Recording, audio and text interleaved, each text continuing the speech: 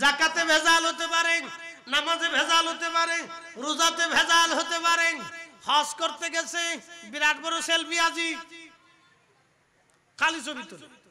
কাবা শরীফের পাশে ছবি তুলতেছে, ভিডিও করতেছে, কাছেতে ছবি তুলে দেখাইতেছে, তাপ করতেছে, এই সময় ভিডিও করতেছে। কি আশ্চর্য! আল্লাহর ঘর তাওয়াফ করতেছে, আবার কারো দিয়ে জুতা পাই দিয়েও তাওয়াফ করতেছে। নাউজুবিল্লাহ, কি আসতে কবে না আপনারাও পাই দিয়ে জুতা পাই দিয়ে তাওয়াফ করবেন? কোনটা? সাবধান করে বলে দিয়ে যাচ্ছি, এই ভুল জীবনেও করবেন না। তাওয়াফের ভিতরে 360 জন নবী আলাইহিস সালামের রওজা আছে। সুবহানাল্লাহ বললেন না? কাবা শরীফের চারপাশে যে সাদা অংশ দেখেন না, সাদা, নিচে সাদা টাইলস, এর ভিতরে 360 জন নবীদের মাজার আছে। হ্যাঁ, সুবহানাল্লাহ, আসতে হয়ে গেল, জোরে বলেন। কাবা শরীফের দরজা বরাবর ইসমাইল আলাইহিস সালামের মাজার আছে। আরো জোরে বলেন। নূহ আলাইহিস সালামের মাজার ওখানে কাবার মুতাওয়াফের ভিতরে। হাজি জুতা পাই দিয়ে তাওয়াফ করে, লজ্জা করা উচিত মুসলমানের। এই নজদিবাদ ইসলামটাকে রুচিহীন করে দিচ্ছে, এটার রুচি নষ্ট করে দিচ্ছে ইসলাম। এটা খুলুসিয়ত আছে ইসলাম, ইসলামের রূহ আছে, খুসুসিয়ত আছে, এটার অনেক বড় খুলুসিয়ত আছে, আত্মার প্রশান্তি আছে, তাকওয়া আছে। আমা ইউআজ্জিম শাইরাল্লাহ, কোরআন বলতেছে তুমি আল্লাহর শাইরকে, আল্লাহর নিদর্শনকে তুমি সম্মান করো, তাজিম করো। কেন? ফাইন্নাহা মিন তাকওয়াল কুলুব, ফাইন্নাহু মিন তাকওয়াল কুলুব।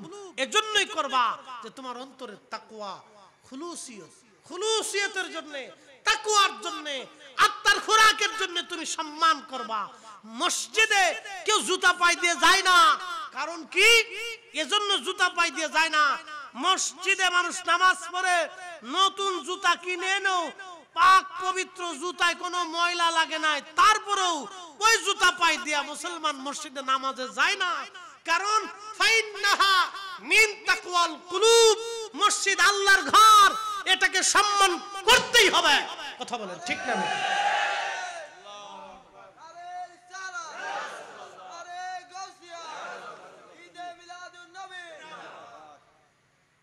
ফাইন্নাহা মিন তাকওয়াল কুলুব। নাজদিবাদ ইসলামটাকে রুচিহীন করে দিচ্ছে। আগে মানুষ চাকরি করার আগে, বিদেশ যাওয়ার আগে, কোথাও যাওয়ার আগে মার পার মধ্যে ধরে সালাম করছে, মা দোয়া করল। কথা ঠিক কিনা? কেন? মা কি? মায়ের একটা রাতের ঋণ আমরা শোধ করতে পারবো? আমার ছোটকালে সেই পায়খানা, পেশাব সবাই দুর্গন্ধে সরে গেছে, কিন্তু একজন ব্যক্তি যায় না, তিনি মা। আরে মার পা ধরে সালাম দিও কেন? মার পা যদি জিহ্বা দিয়ে সাইটেও দাও, জিহ্বা দিয়ে মার পা যদি সাইটিয়ে পরিষ্কার করে দাও, তারপরে হক আদায় হয় না। কি কথা কন না কেন? মার পায়ে ধরে মুসলমান সালাম দেবে, এটা শিরিক বানাইয়া। আমার দেশের এই বেদাতি নজদিমুল্লাহ সারা দেশের মুসলমানদের যুবকদেরকে বেয়াদব বানাইতেছে আজকে, যার কারণে বৃদ্ধাশ্রম বাড়তেছে। আমরা যদি বলি তো বলবে শিরিকের পক্ষে কথা বলতেছে। প্রিয় মুসলমান, মা আল্লাহর পক্ষ থেকে সন্তানের জন্য অনেক বড় নিয়ামত। কোন সন্তান যদি জিহ্বা দিয়ে মার পা চেটে দেয়, পরিষ্কার করে দেয়, তারপর মায়ের হক আদায় হবে না। মা এত বড় দামি, কিন্তু আজকে কদমবুসিটাকে শিরকের ফতোয়া দিয়া বন্ধ করে দিয়েছে। আজ হাজার হাজার মুসলমান এটাকে শিরিক মনে করে, যার কারণে আমার সমাজ, আমার দেশের ইয়াং জেনারেশন, নতুন জেনারেশন যারা আছে, তারা এগুলিকে শিরিক মনে করে বাদ দিচ্ছে। এক একটা পর্যায়ে দেখা যায় ছেলেরা মা বাবার সঙ্গে খারাপ আচরণ শুরু করে দিয়েছে। বৃদ্ধাশ্রম বেড়ে গেছে। আজ হাজার হাজার, শত শত বৃদ্ধ বৃদ্ধা, নর নারী আজ বৃদ্ধাশ্রমে যে দেখেন, ভালো ভালো পরিবারের লোকেরা বৃদ্ধাশ্রমে চলে গেছে। অভাব নাই কিছু। এক ভদ্রলোক আপনাদেরকে আজকে একটা কথা শোনে। এই করোনার আগে হাজিরা হজে গেছে, যিনারা গেছিলেন ওনাদের ভিতরে একজন লালমনিরহাটে আমি মাহফিল গেছিলাম, তখন উনি বললেন যে আমাদের সাথে দুই ভাই একসাথে হজে গেছে। হজে যাওয়ার পরে ঢাকার থেকে রাম বেদে রওনা দিছে। জেদ্দা বিমানবন্দরে বাংলাদেশ প্লেন ল্যান্ড করার পরে দুই ভাই একসাথে অন্ধ হয়ে গেল। একসাথে অন্ধ। আমার দিকে তাকাবে, খুব গুরুত্বপূর্ণ, এটা বাস্তব থেকে বলতেছি, কোনো দলিলা দিল্লা না, একবারে বাস্তব আল্লাহর শাস্তি থেকে বলতেছি। দুই ভাই অন্ধ হয়ে গেল। তো যিনি সাথে নিয়ে গেছেন, যে এজেন্সির মাধ্যমে গেছে, সেই মুনাজ্জিম তারে চিন্তা করলো যে ডাক্তার দেখাইছে কিন্তু কোনো ফায়দা হয় না। তো চিন্তা করলো লোক তো সুস্থ কিন্তু চোখে দেখে না, তো হজ করানো যায়। তো উনি সুন্দর করে এদেরকে হজ করাইলেন। সারা হজ হলো, আরাফা হলো, মুজদালিফা হলো, আরাফাতে দোয়া কবুল হয়।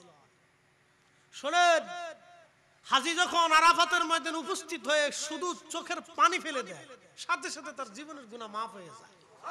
আল্লাহু আকবার। আরাফা এমন একটা দামি জায়গা, এত বড় দামি জায়গা, হাজিরা হাত তুললে আল্লাহ ওই হাত ফেরত পাঠায় না। এত দামি জায়গা আরাফাতের মাঠ, মুজদালিফা। আল্লাহু আকবার। মিনার মাঠে হাজিদের দোয়া কবুল হয়ে যায়। কাবা শরীফ ধরে দোয়া করার সাথে সাথে আল্লাহ মাফ করে দেয়। কাবা ঘর দেখে চোখের পানি ফেলার সাথে আল্লাহ গুনাহ মাফ করে দেয়। তাওয়াফ করার সাথে আল্লাহ মাফ করে দেয়। হাজিদের জীবনের গুনাহকে আল্লাহ মাফ করে দেয়। হজ করলো, তাওয়াফ করলো, সাই করলো, আরাফা হলো, মুজদালিফা হলো, মিনা হলো, মদিনাতে আসলো, রিয়াজুল জান্নাহ গেল। রিয়াজুল জান্নাহ, রাসূল করিম বলেছেন আমার রিয়াজুল জান্নাতে কেউ যদি নামাজ পড়ে তাহলে সেজন্য বেহেশতে নামাজ পড়ছে। এটা বেহেশতের টুকরা, রাউযাতু মিন রিয়াজিল জান্নাহ। দুনিয়া এটা জান্নাতের টুকরা। একসাথে বলা যাবে আল্লাহু আকবার। কিন্তু দোয়া করলো, চোখ ভালো হলো না। হজ শেষ করে দুই ভাই জেদ্দা বিমানবন্দর থেকে ঢাকা বিমান যখন ল্যান্ড করলো, চোখ ভালো হয়ে গেল। হাজী সাহেবান সাথে যারা ছিলেন, সঙ্গী যারা ছিলেন, তারা বললেন ব্যাপার কি, আজকে বলে দিয়ে যান, আপনারা মক্কায় যাওয়ার পরে অন্ধ হয়ে গেলেন, হজ হয়ে গেল, একসঙ্গে হজ করলাম, চোখে দেখলেন না, অন্ধ ছিলেন, বিমান আসার পরে আপনার আবার চোখ ভালো হয়ে গেল, ওষুধ খাওয়া লাগলো না, কারণ কি? জীবনের কোন ভুল, কোন অপরাধ আপনাদের আছে বলেন? দুই ভাই চোখের পানি ছেড়ে দিয়ে কাঁদেন, বলেন আমাদের জীবনের একটা ভুল আছে। বলে ভুলটা কি? ভুলটা হলো আমাদের বাড়ি গাড়ি সব আছে, পয়সা করার কোনো অভাব নাই। দুই ভাইয়ের ঢাকাতে কয়েকটা করে বাড়ি আছে, আমাদের টাকা পয়সার অভাব নাই, সম্পদের অভাব নাই, কিন্তু আমরা আমাদের বাবা মাকে বৃদ্ধাশ্রমে রাখছিলাম, আমাদের নিজেদের কাছে বাবা মাকে রাখতে পারি নাই। তাদের বদদুয়ার কারণে আজকে আল্লাহর ঘরে গেলাম, খোদার ঘর দেখার সৌভাগ্য আমাদের হলো না। আল্লাহর নবীর বারগাহে গেলাম, রওজা শরীফ দেখার সৌভাগ্য আমাদের হলো না। এটা মা বাবার বদদুয়া, আমরা বুঝতে পারছি এটা আব্বা আম্মার বদদুয়া ছিল, বেয়াদবির ফসল। বাস্তব, বাস্তব থেকে, এটা বাস্তব থেকে বলতেছি, কোনো কিতাবের দলিল না। এটা কয়দিন আগের ঘটনা, করোনার আগে। এই জন্য বলতেছি, মার 5 সাইটে যদি জিহ্বা দিয়ে পরিষ্কার করেন, কদম বসে শিরিক বানাইছ। 5 সাইটে জিহ্বা দিয়ে পরিষ্কার করে দিলেও মার হক আদায় হয় না বেটা, আর তুমি কদম বসে শিরিক বানাইছ। সুরার ঘরে সুরা।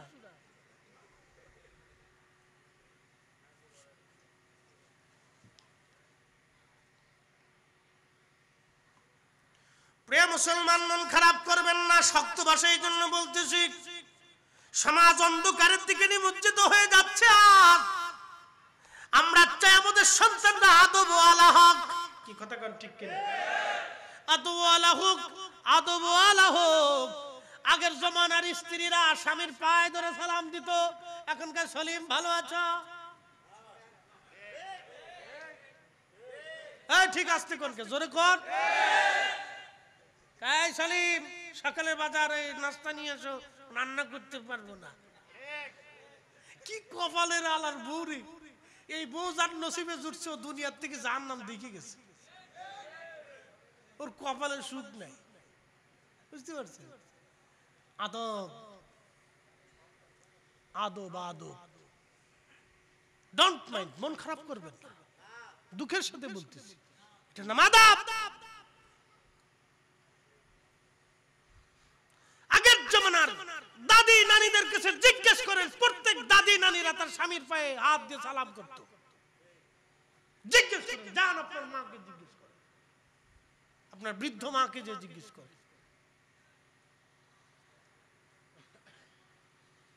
প্রিয় মুসলমান, খুব মনোযোগ দিবেন।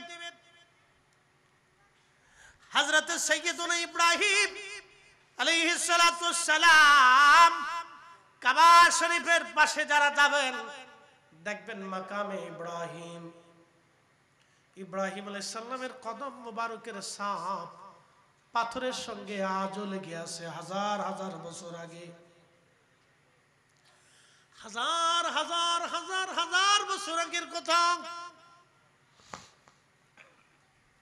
ইব্রাহিম আলাইহিস সালাম ওই ঘর নির্মাণ করতে লাগলেন, বাইতুল্লাহ কাবা শরীফ। সাহায্য করতেছিলেন ইসমাইল আলাইহিস সালাম, পাথর এনে দিচ্ছেন তিনি। পাথর কেটে কেটে কাবা ঘরের দেওয়াল নির্মাণ করা হয়। দেওয়াল যখন উপরে উঠে গেল, ইব্রাহিম আলাইহিস সালাম হাতের লাগল পান না। ওই সেই মাকামে ইব্রাহিমের পাথরখানা ইসমাইল আলাইহিস সালাম নিয়ে আসলেন। ওই পাথরখানার উপরে সাইয়্যিদুনা ইব্রাহিম আলাইহিস সালাতু ওয়াস সালাম তিনি ওইখানে দাঁড়াইলেন। কদম মোবারক পাথরের মধ্যে দেবে গেল।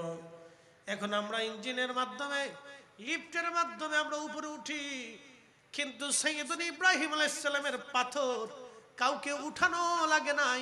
উনি যত উপরের দিকে পাথর গাঁথতে লাগলেন, পাথর অটোমেটিক উপরের দিকে চলে যায়, ততই উপরের দিকে চলে যায়। একসাথে বলা যাবে কি আল্লাহু আকবার।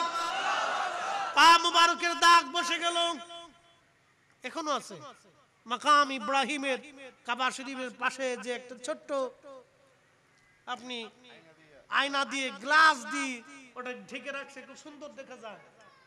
ওটার ভিতরে সাইয়্যিদুনা ইব্রাহিম আলাইহিস সালামের পা মুবারকের ছাপের সেই পাথর এখনো আছে। আরে সাইয়্যিদুনা ইব্রাহিম আলাইহিস সালাম যদি জুতা পায়ে থাকতেন তাহলে ওই পাথরে জুতা আর চিহ্ন থাকতো, পা মুবারকের চিহ্ন থাকতো না। উনি খালি পায়ে আল্লাহর ঘর সম্মানের সাথে খালি পায়ে জুতা ছাড়া খোদার ঘর নির্মাণ করেছে, তাপ করেছে। আর এখনকার দিনে নজদিবাদের মুসলমানরা জুতা পাই দিয়ে খোদার ঘর তাপ করে, এগুলি মুসলমান হতে পারে না। কথা কোন ঠিক কিনা? আমরা বললে বলবো শিরকি, বেদাতি, মাজার পূজা।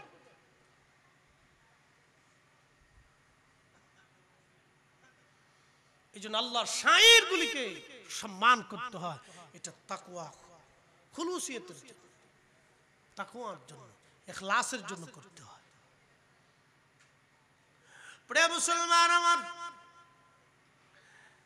খুবই মনোযোগ দিয়ে কথাগুলি শুনে যাবেন। অনেক দূর পর্যন্ত ওয়াজ নিয়ে চলে আসছি। আমি কারবালার দিকে গিয়েছিলাম। আল্লাহর নবীর আওলাদকে যারা ভালোবাসে তারা আল্লাহকে ভালোবাসে, রাসূলকে ভালোবাসে।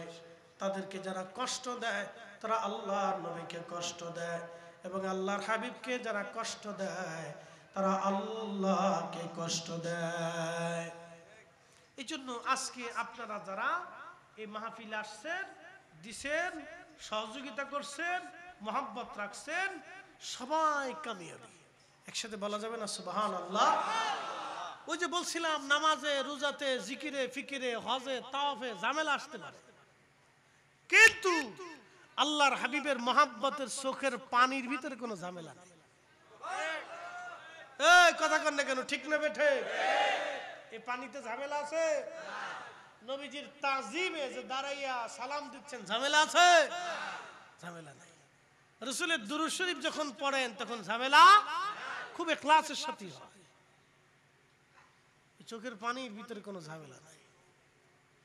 এই জন্য আল্লাহ রাসূল সুনান ইবনে মাজার ভিতরে একটা হাদিসে রাসূল করিম সাল্লাল্লাহু আলাইহি ওয়াসাল্লামের সাথ ফরমান, ও আমার উম্মত তোমরা শুনে নাও, ও আমার উম্মত তোমরা শোনো, তোমরা শোনো, তোমাদের চোখের পানি মাসির মাথার পরিমাণ কণা দিয়ে একটু বে পড়ার সাথে সাথে তোমাদের জীবনের সব গুনাহকে আল্লাহ মাফ করে দেয়, মিটাই আল্লাহ শেষ করে দেয়, গুনাহকে মিসমার করে দেয়। এটার ভিতরে কোনো ভেজাল নাই, কোনো ভেজাল নাই। খালি বেদাত দেখেন না। এই যে আমাদের দেশে বেদাতের ফতোয়া দিয়ে মিলাদ, কোরআন খতম, এই কালেমা খতম, ফাতিহা খানি, দোয়া দুরুদ বন্ধ করে দিচ্ছে। লাভ হয়েছে কার বলেন তো? শয়তানের। কার লাভ হয়েছে? জোরে বলেন, আমি ব্যাখ্যা করে শুনিয়ে দিচ্ছি। কার লাভ হয়েছে? শয়তানের লাভ হয়েছে। দোয়া বন্ধ করে দেন, শয়তানের লাভ, আপনার কোনো লাভ নাই। অনেকেই বাৎসরিকভাবে চিন্তা করে বাপদাদার জন্য একটু দোয়া করে, তো এই বাৎসরিক চিন্তা করে সে বাড়িতে ছোট করে পরিসরে একটা মিলাদ মাহফিল ইন্তজাম করছে। সমাজের লোকজন দাওয়াত করছে, আমার দিকে তাকাবে, সমাজের লোকজন দাওয়াত করছে। তো ইমাম সাহেব হুজুর গেলেন, কিছু মাদ্রাসার তলবে ইলম উপস্থিত হলেন, বুঝে যাবেন আজকে, কিছু মাদ্রাসার তলবে ইলম উপস্থিত হলেন, ইমাম সাহেব হুজুর উপস্থিত হলেন। ওই এলাকার সমাজের কিছু মুরব্বীরা, ছেলেপেলেরা, যুবকরা সবাই মিলে উপস্থিত হলো। ধরেন 20-25 জন লোক এক জায়গাতে উপস্থিত হলো। উপস্থিত হওয়ার পরে ইমাম সাহেব হুজুর কোরআন শরীফ তেলাওয়াতের মাধ্যমে মিলাদ শরীফ চালু করলেন, শুরু করলেন। আচ্ছা আপনারা বলেন তো, প্রত্যেক কোরআনের হরফে হরফে কয়টা করে নেকি হয়েছে? জোরে বলেন না, আরো জোরে বলেন। এই 10টা করে নেকি যে হইল, এটা কি শুধু যিনি দাওয়াত দিছেন তিনি পাইছেন না সবাই পাইছে? আচ্ছা, এরপরে দুরূদ শরীফ শুরু হলো। প্রত্যেক দুরুদে 10টা গুনাহ মাফ, 10টা নেকি লেখা হয়, 10টা বার আল্লাহ রহমত নাজিল করে। এটা কি ইমাম সাহেব হুজুর একা পাইলো না সবাই পাইলো? আচ্ছা, যখন দোয়া শুরু হইল তখন দোয়া ইমাম সাহেব হুজুর কইতেছে, আল্লাহ যারা এখানে আসছে তাদের বাপ মারে আজকে জবাব দিও না, যিনি আজকের মাহফিলে দাওয়াত করছে তার আব্বা আম্মার কবরে সওয়াব দাও। এরকম কোন দোয়া আছে? দোয়ার ভিতরে ফাঁসিলটি আছে, দলাদলি আছে। যা আল্লাহ যারা আমলিক করে তাদের সবারই সওয়াব দাও, যারা বিএনপি করে এদের কবরে সওয়াব দিও না। দোয়ার ভিতরে এরকম সিস্টেম আছে? আমরা আজকে সুন্নি মাহফিলে দোয়া করতেছি, আল্লাহ যারা আজকে আমরা এই এলাকার সুন্নি আছে তাদের সওয়াব দাও, যারা গায়রে সুন্নি আছে তাদের দিও না। এরকম কোন দোয়া আছে? দোয়াতে আমরা সবাইরই শরীক করছি। যে বেটা দোয়া মানে না, মিলাদ মানে না, তার বাপের কবরে সওয়াব দিছি। কি কথা কর না? যে বেটা দোয়া মিলাদ মানে না, তার বাপের কবরে 14 গোষ্ঠীর কবরে সওয়াব দিয়ে দিছি। তার বাবার বংশের সবার নামে দোয়া করে দিছি, আল্লাহ এই গ্রামের যা ইন্তেকাল করছে আল্লাহ সবার কবরে তুমি নেকি দাও, তাদেরকে মাফ করে দাও। কি দোয়া করছে না? তাহলে দোয়া বন্ধ হলে লাভ হয় কার? শয়তানের। জোরে বলেন, দোয়া বন্ধ হলে লাভ হয় কার? তাহলে দোয়া চলবে না, না আসতে বলেন, দোয়া চলবে, কোরআন খতম চলবে, মিলাদ মাহফিল চলবে, জিকির মাহফিল চলবে। রাসূলের একজন সাহাবী ছিলেন, তার নাম আবু রাজিল আহলে সুফার সাহাবী।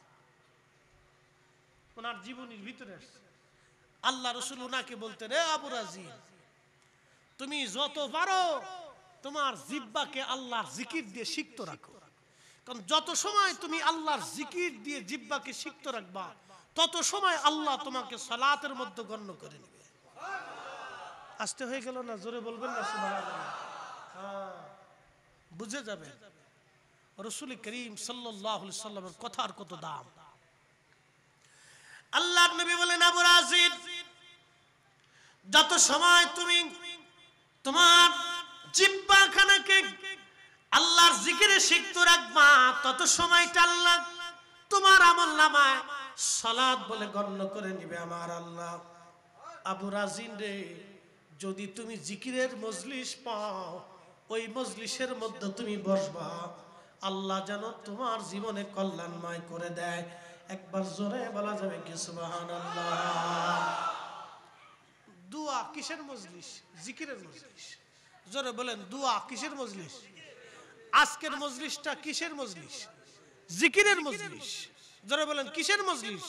জিকিরের মজলিস। যদিও সুহাদায়ে কারবালার নাম মুহাব্বতে বইছি, কিন্তু জিকিরটা মূলত কার?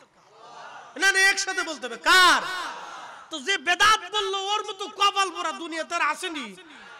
এই যে দোয়া, কোরআন শরীফ খতম হইতেছে, আপনার বাড়িতে এই মাদ্রাসার 10 জন তলবে ইলম দাওয়াত দিবেন, দাওয়াত করে বাড়িতে আব্বা আম্মার উদ্দেশ্য হোক, বংশ জ্ঞাতির বংশ পরিজনের উদ্দেশ্য হোক, আপনি বসাইয়া সবাইরে কোরআন শরীফ পড়াইতেছেন। এই যে তলবে ইলমরা প্রত্যেকজনে 1 পারা 2 পারা করে পড়িয়া 2 খতম বা 1 খতম কোরআন শরীফ পড়লো, বলেন ওই মজলিসটা দুনিয়ার সাধারণ মজলিসটা জিকিরের মজলিস? তো বেদাত বেদাত করে যারা চিল্লায়, ওর মতো কপালের উপর ঠাডা পড়ছে, ওর কপালের উপর ঠাডা পড়ছে। যত সময় কোরআন তেলাওয়াত হবে, তার 100-র উপরে সন্তান আল্লাহ দিয়েছিলেন, নাতি নাতকুর দিয়ে অনেক বিরাট পরিবার ছিল ওনার। 100-র মতো আল্লাহ সন্তান ওনাকে দিয়েছিলেন। উনি বাড়ি যাইতেন, কিন্তু রাত্রিবেলা যে কোরআন শরীফ পড়তেন, ধরেন 30 পারা কোরআনের 29 পারা উনি তেলাওয়াত করতেন, 1 পারা খালি বাকি রাখতেন। ওই 1 পারা তেলাওয়াত করিয়া সকালবেলা সবাইকে ডাক দিয়ে সমস্ত সন্তান নাতিপুতি সবাইকে এক জায়গায় বসাইয়া খাদিম রাসূল হযরত আনাস রাদিয়াল্লাহু আনহু তিনি বাকি 30 পারা অথবা বাকি 1 পারা কোরআন শরীফ তেলাওয়াত করে সন্তানদেরকে নিয়ে একসাথে তিনি দোয়া করতেন। একবার জোরে বলা যাবে কি মারহাবা? আলাদা না জামাতের সাথে? জোরে বলেন। না না, একসাথে। আজকে বুঝাই দিয়ে যায় কি আলাদা না জামাতের সাথে? তা আজকে জামাতের সাথে দোয়া করা যারা বেদাত মনে করে, ওর কপাল জিন্দেগি বেদাত। এই ইসরায়েলি শয়তানি দেশ ভরে গেছে। এই কথা যখন আমরা বলি তখন আমরা বেদাত। হযরতে খাদিম রাসূল আনাস রাদিয়াল্লাহু আনহু সব সন্তান নিয়ে দোয়া শুরু করলেন। দোয়া শেষ করার পরে আল্লাহর নবীর খাদিম, নবীর সাহাবী, তিনি বলতেন, ও আমার সন্তানরা, আমি আমার মাসুক নবীর পবিত্র জবান মোবারক থেকে শুনছি, কোরআন শরীফ খতম করার পরে যে দোয়া হয়, ওই দোয়া আল্লাহর দরবারে কবুল হয়ে যায়। তাহলে কোরআন খতম চলবে? হয় না, হয় না, আরো জোরে বলেন, চলবে। আজকে ফতোয়া মারতে মারতে এত পরিমাণে গেছে, আমার দেশের মা চাচিরা, মেয়েরা, বোনেরা আগে কোরআন শরীফ খতম দিত, প্রত্যেক রমজানে 2টা 3টা 4টা 5টা করে দিছে। আর এখন স্টার জলসা, জি বাংলা, ফেসবুক আর ইউটিউব, টিকটক আর এই সমস্ত আবিজে বিথে বেডিরে সরবারই চায় না। ফতোয়া মারতে মারতে বেডিগেরে একবারে ফেসবুকের ভিতরে আন্দাই দিয়ে দিচ্ছি, যা। বুঝতে পারছেন? তা লাভ হয়েছে কার? শয়তানের। এই জন্য বলতেছি, দোয়া, কোরআন খতম এগুলি চলবে, এগুলি চালাবেন, না হলে শয়তানের লাভ হবে, কোনো অসুবিধা নেই। আপনি কিয়ামত পর্যন্ত হায়াত যদি হয়, একবারও যদি আল্লাহর দরবারে হাত না তোলেন, তো আল্লাহর কিছু যায় আসে না, কিচ্ছু যায় আসে না। আর আপনি যতবার চাবেন আল্লাহর কাছে, যতবার কানবেন, ততবারই আল্লাহ আপনার মাফ করে দিবে। যত হাত বাড়াবেন রব্বে কারীমের দরবারে, আপনি তো গোলাম, আমি আপনি পাপিষ্ঠ গুনাহগার, মালিকের দরবারে হাত বাড়াইতে লজ্জা কিছে? এখানে ফতোয়া মারে শয়তান কোথাকার, কিসের ফতোয়া? গোলাম মালিকের দরবারে হাত বাড়াবে, একা পারে একা বাড়াবে, জামাতের সাথে বললে জামাতের সাথে বাড়াবে, নামাজের পরে বাড়াবে, কোরআন খতমের পরে দিবে, মাহফিলের শেষে দিবে, খাবারের পরে দিবে। বান্দা যখনই সুযোগ আসবে, উত্তম হালাতে উত্তম অবস্থায় সে আল্লাহর দরবারে হাত বাড়াবে, লজ্জা কিসের? আল্লাহু আকবার। প্রিয় মুসলমান, এগুলো বুঝতে হবে সাহাবায়ে কেরামের আদত, সাহাবায়ে কেরামের আমল। খাদিমুর রাসূল জীবনে আর কোনোদিনই লোকব কারো নসিব হবে না। তিনার মতো সাহাবী সব সন্তানদেরকে নিয়ে বাকি কোরআন শরীফের এক পারা তেলাওয়াত করে আল্লাহর দরবারে হাত বাড়ে আর সবাইকে নিয়ে একসাথে দোয়া করতেন ফজরের নামাজের পরে। আর আমরা খালি বেদাত বেদাত বেদাত বেদাতকে শিক্ষির ফাট্টি ফাট্টি জান শেষ করে ফেলেছি।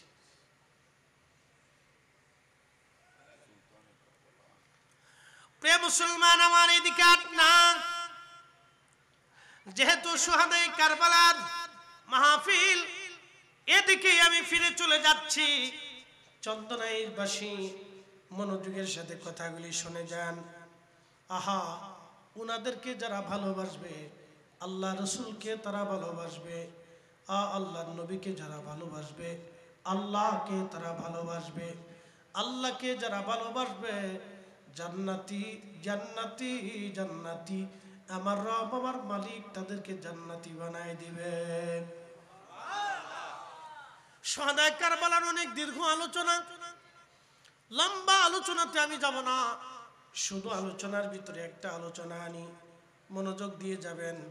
শুহাদায়ে কারবালার মহব্বত, আল্লাহ রসুলের মহব্বত, এটা দলিল দিয়ে হয় না, বয়সের কারণে হয় না, বংশ দিয়ে হয় না, মাদ্রাসাও দিয়ে হয় না, মক্তব দিয়েও হয় না, প্রতিষ্ঠান দিয়েও হয় না, স্কুল কলেজ ভার্সিটি দিয়েও হয় না। এটা আল্লাহর রহমত যার কলিজার ভিতরে আসে, আল্লাহ যাকে কবুল করে তাকে নবীর মহব্বতের জন্য মঞ্জুর করে নেওয়া হয়। কথা বলেন ঠিক কিনা? আল্লাহ যাকে মঞ্জুর করে। পাকিস্তানের একজন লেখক, ভারতের একজন লেখক, তিনি একটা বই লিখলো রঙ্গিলা রসুল, নাউজুবিল্লাহ মিন যালিক। হাজার হাজার হাজার হাজার ভারতীয় মহাদেশে কোটি কোটি মুসলমান, তার ভিতরে একটা মুসলমান, তার নাম ইলমুদ্দিন। ইলমুদ্দিন কাঠ মিস্ত্রি ছিল, তো অরিজিনাল মিস্ত্রি না, জুগাইলা। আপনাদের চট্টগ্রাম কি বলে? তা আমাদের ফরিদপুর চট্টগ্রাম তো মিল আছে, তো কেডাই কয় মিল নাই? মিল তো আছে। তো যা হোক, জুগাইলা, সে জুগাইলি মিস্ত্রি, ব্রিটিশ আমল, তখনকার দিনে সামান্য পয়সা দিয়ে কোন রকম তার জীবন চলত। আহা, তার কানে কে যেন এসে বলছে, শুনছো রঙ্গিলা রসুল নামে? সে লেখাপড়া অত কিছু জানতো না, বইটই পড়তে পারতো না। শোনেন, সে কোন রকম মক্তবে পড়ছে, কোন রকম জুগাইলে, কাঠ মিস্ত্রি জুগাইলে। ইলমুদ্দিন পাকিস্তানের লাহোরে তার বাড়ি। কে এসে বলছে, শুনছিস নি রে ইলমুদ্দিন, ভারতের এক লেখক রঙ্গিলা রসুল নামের বই লেখা আমার রসুলের চরিত্র নিয়ে বাজে বাজে কথা বলছে। আহা, ইলমুদ্দিনের কলিজার ভিতরে দাও দাও করে আগুন জ্বলে উঠছে। কারণ এটা হতেই পারে না, আমার রসুলের সামনে এত বড় গুস্তাখিমূলক কথা ওকে বাঁচতেই দিব না। অনেক পরিশ্রমের টাকা দিয়ে একটা ছুরি কিনছি, সুদূর লাহোর থেকে রওনা দিয়ে সে দিল্লিতে আসছে, আইসে সেই রঙ্গিলা রসুলের লেখকরে আদালতের ভিতরে হত্যা করছে। একসাথে বলবেন না আল্লাহু আকবার। প্রেম দেখছেন? প্রেমের কোনো দলিল নেই, প্রেমের জন্য কোনো সময় নেই, রসুলের মহব্বতের জন্য কোনো কিতাব লাগে না, অনেক বড় শাইখুল হাদিস হতে হয় না, অনেক বড় মুফতি আজম হতে হয় না, অনেক স্টাডি করতে হয় না, অনেক বড় ইউনিভার্সিটির ডক্টরেট ডিগ্রি অর্জন করতে হয় না। রসুল প্রেমের জন্য রিক্সাওয়ালা, দিন মজুর, ঠেলা গাড়িওয়ালা, সিএনজি ওয়ালা, অটোওয়ালা, সাধারণ শ্রমিক, শিক্ষিত অশিক্ষিত, ওই আপনার কৃষক আর দিন মজুর শ্রমিক, সে যেই হোক, কলিজার ভিতরে রসুলের মহব্বত ঢুকে গেলেই তার জীবন কামিয়াব হয়ে যাবে। কথা বলে ঠিক কিনা? দলিল লাগে না। ইলমুদ্দিন কলিজার ভিতরে মহব্বত ঢুকে গেছে, মেরে ফেলে দিল, পুলিশ তাকে ধরে নিয়ে গেল। তুমি হত্যা করছো? করছি। সারা ভারতবর্ষে এটা নিয়ে একবারে হইচই পড়ে গেল। আল্লামা ডক্টর ইকবাল তখন জিন্দা, শুনে যান আজকে, আল্লামা ডক্টর ইকবাল তখন জিন্দা। বিশ্ববিখ্যাত সেই কবি আশিক রাসূল আল্লামা ডক্টর ইকবাল তখন জিন্দা। মানুষেরা আল্লামা ইকবালের কাছে গেল, আপনি সুপারিশ করেন, না এটা হতে পারে না। উকিল ইলমুদ্দিনের কাছে গেছে, দেখেন শিক্ষা দীক্ষা নেই, ইলমুদ্দিনের কাছে যা বলতেছে, ইলমুদ্দিন তুমি যদি একটা কথা আদালতে বলো তাহলে আমি তোমাকে জামিনের ব্যবস্থা করব। বলে কি কথা? বলে তুমি শুধু বলবা যে আমি আমার এই বুঝে সারি নেই, ওই সময় আমি আমার অসুস্থতা ছিল, সেন্টিমেন্ট দুর্বল ছিল, আমি এটা বুঝে সারি, ভুল হয়ে গেছে। ইলমুদ্দিন গর্জন ছেড়ে বলল, উকিল যার প্রেমের মালা গলায় দিয়েছি তার জন্য কাফেরকে হত্যা করেছি, যদি জীবন দিতে হয় জীবন দেব, মিথ্যা বলতে পারবো না। একসাথে বলেন আল্লাহু আকবার। এটার নাম প্রেম, ইশকে রাসূল। মহব্বত দুই ধরনের, একটা মহব্বতে সিফাতি, দাড়ি রাখছেন, মহব্বতে সিফাতি নিজের জীবনকে উপেক্ষা করে সে কাফেরকে হত্যা করেছিল, এটা মহব্বতের জাতি। তার মুখে দাড়িও ছিল না, মহব্বতের জাতি, এটা কলিজার ভিতর থেকে আসে। প্রিয় মুসলমান আমার, হযরত ইমাম হুসাইন রাদিয়াল্লাহু আনহু কারবালার ময়দানে শহীদ। অনেক লম্বা মাস, এই দিকে যাব না, আমি শুধু শেষ প্রান্তের দিকে চলে যাব। ওনার পবিত্র মস্তক, মাথা মোবারক কেটে ফেলে দিয়ে ওনার মাথা মোবারক বর্ষার আগে বিধাইয়া তারা নিয়ে চলে গেল কুফায়। কুফার গভর্নর যিনি, তার নাম ছিল উবাইদুল্লাহ ইবনে জিয়াদ। কুফাতে নিয়ে যাওয়ার পরে উবাইদুল্লাহ পবিত্র মাথা মোবারক বর্ষার আগায় বিদাইয়া সারা কুফা দিয়ে আনন্দ মিছিল করতে হুকুম প্রদান করে দিল। হাজার হাজার মুসলমান সেই দিন হুসাইন রাদিয়াল্লাহু আনহুর পবিত্র শির মোবারক নিয়ে সারা কুফার অলি গলি দিয়ে তারা আনন্দ মিছিল করল। আপনারা বলেন তো, অ্যাটেনশন, যারা সেদিন আনন্দ মিছিল করছিল, কালেমা সারা, সবার কালেমা ছিল, সবার কোরআন ছিল, সবার হাদিস ছিল, সবার দাড়ি ছিল, সবার নামাজ ছিল, সবার রোজা ছিল, সবার হজ ছিল, সবার যাকাত ছিল, সবার ইয়াকিন ছিল, আখিরাতে বিশ্বাস ছিল, মুহাম্মদুর রাসূলুল্লাহ সাল্লাল্লাহু আলাইহি সাল্লামের কালেমার উপরে ইয়াকিন ছিল। কিন্তু একটা জিনিস ছিল না, সেটার নাম মুহাব্বতে রাসূল, হব্বে রাসূল। নবীর মুহাব্বত না থাকার কারণে সেই দিন তারা হুসাইনের পিছনে এই শির মুবারকের বর্ষার আগে বিধাইয়া তারা আনন্দ করতে লাগলো। কি বুঝলেন? তাদের ঈমান তাদেরকে বেহেশত নিতে পারে। মুহাব্বতের জাতি। প্রিয় চন্দনাইশবাসী, খুব মনোযোগ দিবেন। হযরত হুসাইন রাদিয়াল্লাহু আনহুর পবিত্র মস্তক উবাইদুল্লাহ ইবনে জিয়াদ নিয়ে আসছে কুফার সেন্ট্রাল মসজিদে। সেন্ট্রাল মসজিদ আনার পরে মসজিদের মিম্বরে উবাইদুল্লাহ বসা আমার পেয়ারা নবীজির দৌহিত্র ইমাম হুসাইন রাদিয়াল্লাহু আনহুর মস্তক মোবারক নিয়ে ওনার পায়ের সামনে একটা প্লেটের উপরে হুসাইন রাদিয়াল্লাহু আনহুর মাথা মোবারক রেখে দেওয়া হয়েছে। হাজার হাজার মুসলমান মসজিদ আসছে নামাজ আদায় করার জন্য। তখনকার দিনের আমির ওমরা যারা ছিলেন তারা নামাজ পড়াইতেন। ধরেন আপনাদের চট্টগ্রামের ডিসি সাহেব যিনি, তিনি নামাজ পড়াবেন। এসপি সাহেব যিনি, তিনি নামাজ পড়াবেন। চন্দনাইশের যিনি চেয়ারম্যান সাহেব আছেন, তিনি নামাজ পড়াবেন। চন্দনাইশের যিনি টিওনো আছেন, থানা প্রধান আছেন, সরকারি কর্মকর্তা, তিনি নামাজ পড়াবেন। আচ্ছা আপনারা বলেন, এরা সবাই যদি নামাজ পড়ায় তাহলে আমার দেশে কি দুর্নীতি থাকবে? জোরে বলেন। হ্যাঁ, এটা হাতুরের দাম হয় 1 কোটি টাকা, যেটা দাম আছে 175 টাকা। এটা লিস্ট করছে 1 কোটি টাকা দাম হয়েছে। কত বড় সুদ! ডন মাইন্ড মনে কিছু নেবেন না, এগুলি সবাই না। আবার এমনও সরকারি কর্মকর্তা কর্মচারী আছেন 1 টাকাও ডান বাম হয় না, ঘুষ নেবে না। সাথীরা ঘুষ খায় কিন্তু সে খাবে না। কি আছে না? নাই, বহু আছে। আমার এক চেয়ারম্যান সাহেব একদিন বললেন, এই ফটিকছড়িতে আমি মাহফিলে গেলাম, এক চেয়ারম্যান ভদ্রলোক আসলেন। তিনি বললেন, হুজুর দোয়া করবেন, শুধু আমি কেন, সরকারি সম্পদ কেন, আমার বেতনের টাকা দিয়েও আমি 1 পেয়ালা পানি পান করি না, কারণ এটা জনগণের একবার হক যদি আমার পেটের মধ্যে চলে যায়, কিয়ামতের ময়দানের জবাব দিতে আমার বড় হিমশিম, জবাব দিতে আমি পারবো না, আমি বড় কঠিন বিপদগ্রস্ত হয়ে যাব। আমি বললাম, চেয়ারম্যান সাহেব আলহামদুলিল্লাহ, আমি আপনার জন্য দোয়া করি, আমলটা যদি আপনি করে যেতে পারেন তাহলে আপনার জীবনের শেষ সময়টা, আপনার মৃত্যুটা আল্লাহ বড় ইমানের সাথে, ইখলাসের সাথে, বুজুর্গানে দিন আল্লাহর ওলিদের মৃত্যু যেইভাবে হয়েছিল, মানুষের হক রক্ষা করার জন্য আল্লাহ যেন আপনার ওইভাবে মৃত্যু দিয়ে দেয়। আল্লাহ হাসরের মাঠ যেন আল্লাহর ওলিদের সাথে আপনাকে করায় নেয়।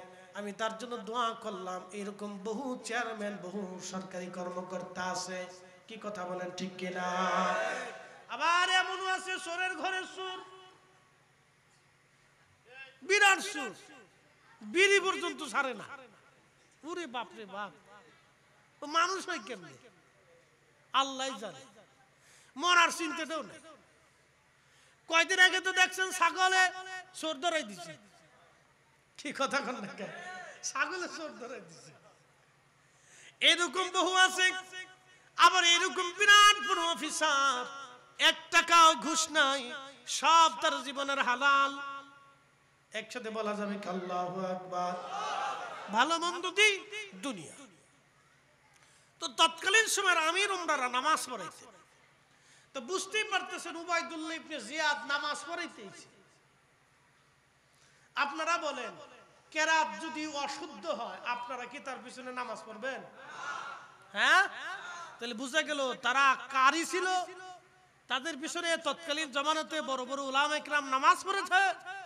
তারা ওই জমানার ভালো ভালো কারি, ভালো আলেম ছিল, কুরআন সুন্নাতে বড় পরিপক্ক ছিল।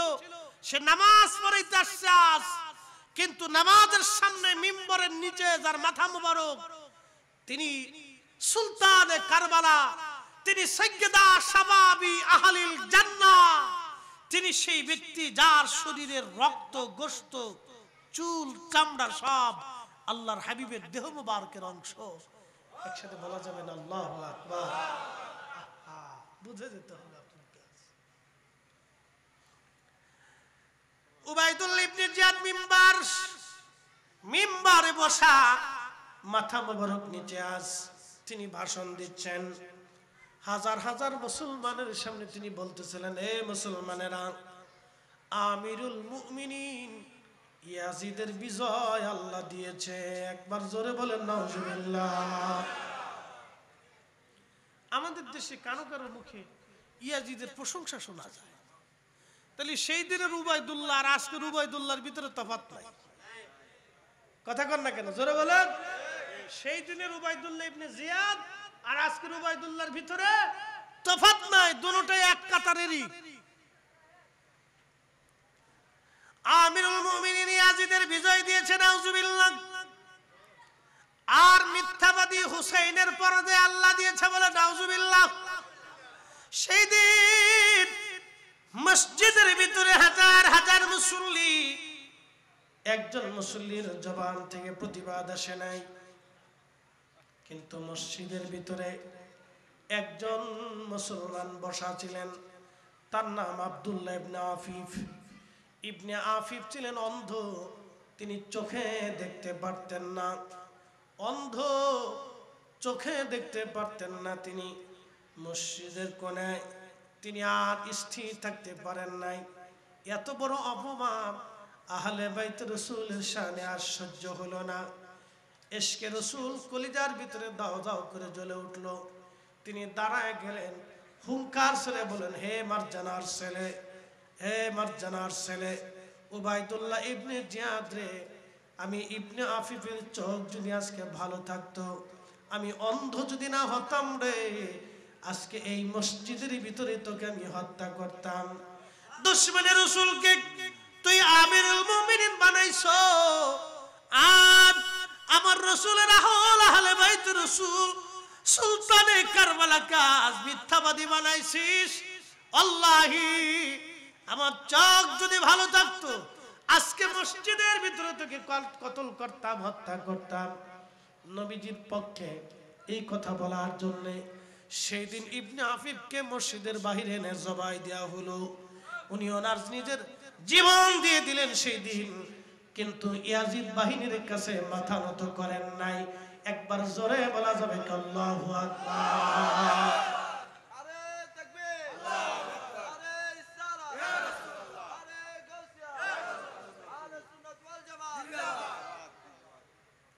আপনাদের কাছে প্রশ্ন করে জবাব দিবেন, মসজিদে মুসল্লি হাজার হাজার, ইমানদার কয়জন? হ্যাঁ, জোরে বলেন, জোরে বলেন, কয়জন? একজন। অথচ মসজিদে যারা আসছে সবার ভিতরে কালেমা আছে, সবার ভিতরে ঈমান আছে, সবার ভিতরে কালেমা শাহাদাত আছে, সবার ভিতরে রোজা আছে, সবার ভিতরে হজ আছে, সবার ভিতরে যাকাত আছে, সবার ভিতরে বিশ্বাস আছে, সবার ভিতরে কালেমা শাহাদাত আছে, সবাই কোরআনের হক মানতেছে, সবাই সুন্নতের আইন মেনে আসছে, সবাই আল্লাহকে সিজদা দিতে আসছে। কিন্তু ইমানদার একজন, ইমানওয়ালা একজন, প্রেমিক একজন, একজনই মুসলমান, কামিল মুসলমান একজন, একজনই পাইলেন। কারণ কি? সবার ভিতরে ঈমান থাকলেও ইশকে রাসূল ছিল না। আর হযরত ইবনে আফিফের মধ্যে ঈমানও ছিল, ইশকে রাসূলও ছিল, কালেমাও ছিল, ইশকে রাসূলও ছিল, কোরআনও ছিল, ইশকে রাসূলও ছিল, হায় সুন্নাহও ছিল, ইশকে রাসূলও ছিল, নামাজও ছিল, ইশকে রাসূল ছিল, রোজা ছিল, ইশকে রাসূল ছিল, হজ ছিল, ইশকে রাসূল ছিল। যার কারণে ইবনে আফিফ তিনি দুনিয়ার থেকে কামিয়াব হয়ে চলে গেল। আর যারা হুসাইন রাদিয়াল্লাহু আনহুর সামনে গালি দেওয়া হলো, কিন্তু প্রতিবাদ তারা যারা করতে পারে নাই, তারা যদিও নামাজি, ওই নামাজ তাদেরকে কামিয়াব করতে পারে নাই। কথা বলেন ঠিক কিনা? এই জন্য আল্লামা ইকবাল রাহিমাহুল্লাহ জবাবে শিকওয়াতে কতই না চমৎকার তিনি লিখলেন, মগজ করা রূহে ঈমান জানে দিন, হাসতে হুব্বে রাহমাতুল লিল আলামিন। মগজ করা রূহে ঈমান জানে দিন, হাসতে হুব্বে রাহমাতুল লিল আলামিন। কোরআনের মগজ বলো, ঈমানের রূহ বলো, ধর্মের প্রাণ বলো, সবকিছুর মূল আল্লাহ নবীর ভালোবাসা, নবীজির ভালোবাসা, নবীর ভালোবাসা। বাংলার কবি কাজী নজরুল ইসলাম কতই চমৎকার লিখলেন, আল্লাহকে যে পাইতে চায়, আল্লাহকে যে পাইতে চায়, হযরতকে ভালোবেসে আরশ কুরসি লৌহ কলম না চাইতে পেছে সে। চিৎকার করে জোরে বলেন না মারহাবা। আসসালাতু ইয়া রাসূলুল্লাহ।